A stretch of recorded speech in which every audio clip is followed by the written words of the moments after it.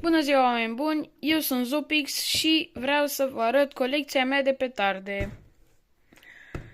La videoclipul acesta aș vrea să strângem măcar 15 like-uri. Bun, haideți să începem cu ceva mai mic. Avem 1, 2, 3, 4, 5, 6, 7, 8, 9, 10, 11, 12, 13, 14, 15, 16, 17, 18 pachete de Bum Bum Piccolo. Așa. Sunt pe 1, 18 grame pe pachet și cam atât. Revin cu celelalte.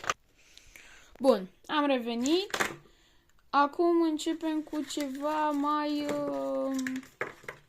mai mare puțin. Niște Alibaba. Nu, Super Alibaba, pardon. Alibaba are 0,24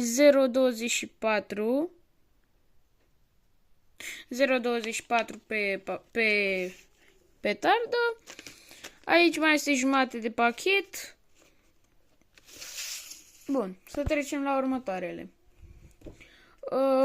Avem așa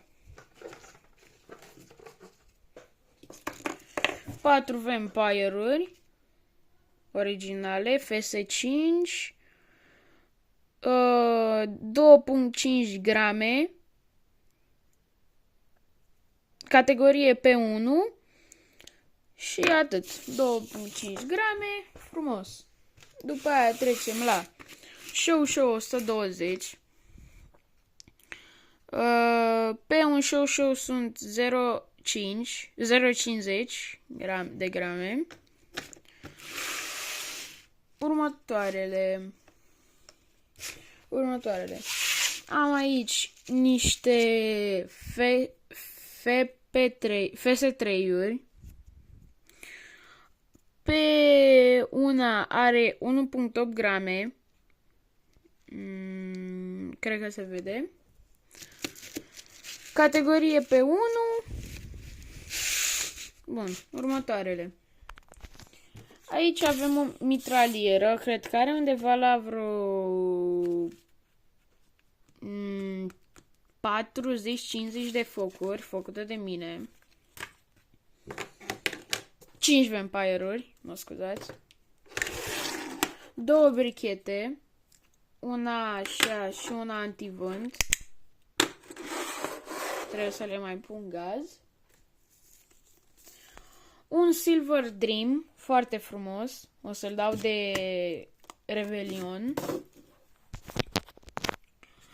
O banană Dum Bum. Și asta foarte frumos, o să dau de Revelion. Niște Dum Bumuri. Un pachet. Pe un Dum Bum are... Imediat, este categorie P1, are 1,5 grame.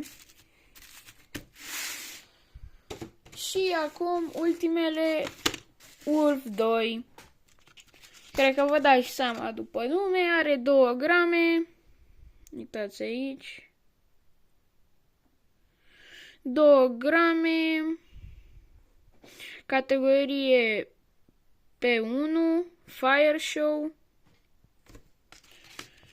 Și cam asta a fost colecția mea. Sper că v-a plăcut și stați pe fază pentru că o să-mi ajungă încă o comandă și o să-i fac unboxing. Pa!